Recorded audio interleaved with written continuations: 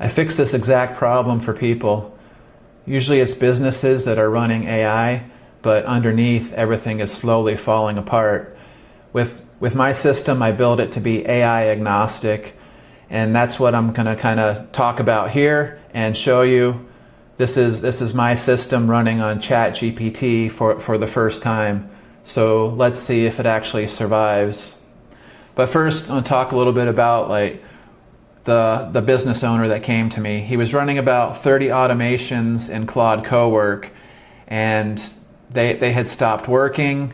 Some of them were spamming his email, 30 emails to the wrong email. He was trying to change things in different places, and nothing seemed to work out. And he came to me with the question of, am I doing this right? Is there a better folder structure?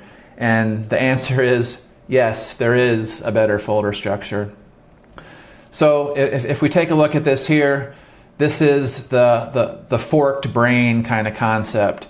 And as you look at any of these ChatGPT or Claude, there's a global memory that it has, a global file system. And then there's also this folder system that I advocate for, a local folder system. And what happens is people start building a co-work session, they create a project, they create a folder, but they don't realize that out there's actually living this AI global memory that has some instructions, and those can get out of date with what he actually has in his co-work folder. In this case, it was old email addresses, and the fact is that they drift, and nothing errors, it's just the forked brain problem. We want the single source of truth, and that's where this comes in here, like this one place of truth. So out there in global memory, what we want is we want to have basically a thin pointer that says, hey, go look at this folder over here that the Cowork project or Claude Code project is in, and this is the single source of truth. So this is where the emails live. This is where actually all the skills live too that you want to run on a scheduled task. So, and this is what allows me to take this across any LLM. Each LLM is going to have its own global memory, but if I take my folder structure where my skills are built, my data is built, I should theoretically, and we're about to see it happen, I should be able to walk from Claude to ChatGPT and not even miss a beat. All right, so if you made it this far, consider giving a like to the video. It helps keep me going on these and let me know that there's interest. And then also there's going to be a 5-point checklist at the end you can run on your own setup to see if you have any of these potential issues. But so ChatGPT, it ends up coming into our workspace. So here I pointed the ChatGPT work at this workspace, and it comes in and it looks at this agentsmd file. And this is just a thin file, kind of like our global thin file, where it says, oh, go and look at this workspace router. So what it does, it comes down here, and this gives it the map of how this folder structure works together. Talks about, you know, some of the different folders, kind of what they do. It gives it the rules of the workspace. If somebody's adding a new skill, how we keep it organized. And then it also gives some high level about, you know, my business and stuff like that. And a lot of that actually comes from this master statement that I try and have everybody set up first, and then set up this folder structure. But that is kind of the high level of what happens. So we can have two doorways into the same brain. So here we can see Claude MD and agentsmd. It points to the same router file to give it the information of the folder structure that we're in.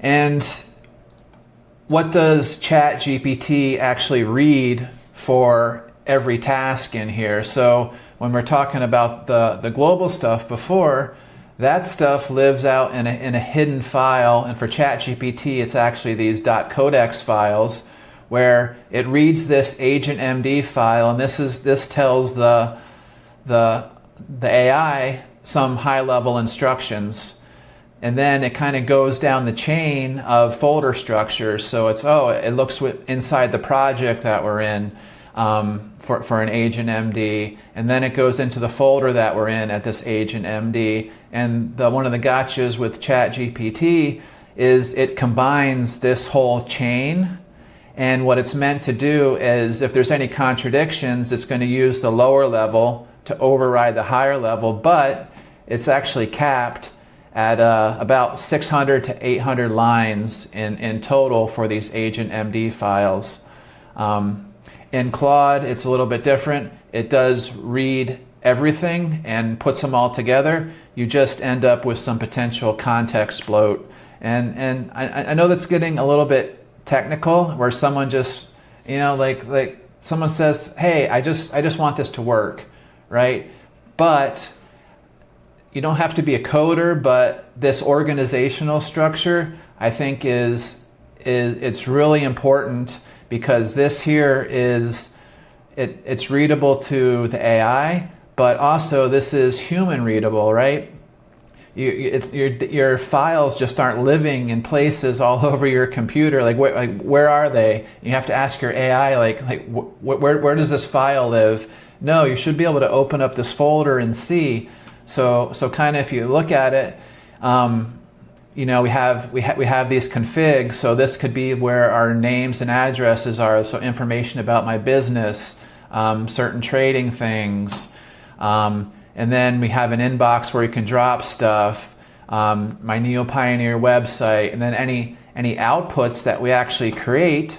So say we have a scheduled task, and one of the tasks I set up here was this red folder news task for trading, where it goes out and pulls what are the big news events this week. And actually, we can see them right here. Is the scheduled task actually ran, and it says these are the high impact events, drops the output here, so I know exactly where to go each week to look for it. And actually, the first one ran on Claude, and then I ported everything, and then I ported, I didn't port anything. All I had to do is I pointed ChatGPT at my folder structure. ChatGPT read the folder structure. It knew that whenever I create a skill, like this this red folder news, this skill, it doesn't care what AI runs this skill. So all I had to do, point ChatGPT at it, say, hey, I want to add a scheduled task for this red folder skill, and then ChatGPT, all it had to do was add the scheduled task to its own thing, and the scheduled task points to this folder, points to this skill, and that was the handoff. It was that simple. I went from Claude right into ChatGPT. All I had to do was say, hey, I have this skill. I want to run it every Sunday at 7 a.m. And now it's running in ChatGPT or Claude. And this is kind of important as the models are changing almost weekly, right? Was it the Kimmy model that just came out, where everyone is saying Fable 5 is dead? The Kimmy's like half the cost. This is what you need to do here, so you can move across any model and not be locked into that global folder structure that we were talking about. So some people may say, this looks too complicated. I'm just going to use ChatGPT forever. Like, why would I even want to build this? And I think this was the demonstration about the client I talked about earlier, where he built everything like he thought he was supposed to, and it drifted apart. And that's what AI will do. It'll build you something that works day one, but building something that's durable and it's going to maintain and has a proper structure underneath is the foundation that needs to be built for this. It may look hard, but it's not. I actually have a kit and a process that'll interview you about what you do and figure out what folder structure might look good for you, because you may not know right off the bat. And it'll interview you, it'll create this folder structure, and it'll put in some of these business rules behind the scenes, and where the AI will help you keep it up to date. So To me, this is definitely valuable, especially as the new AI models are coming out. I did put together a checklist so you can check and see if you are getting any of this drift on your machine. I am building an automated process that will help move your stuff from where it is now into a new folder structure. If that's something that you would be interested in, comment structure down below, and I'll make sure to move forward on that. If not, go to neopioneer.com and sign up for the newsletter. You'll be alerted there first when the kit does potentially drop. And I hope this was helpful, and maybe I'll see you in the next one.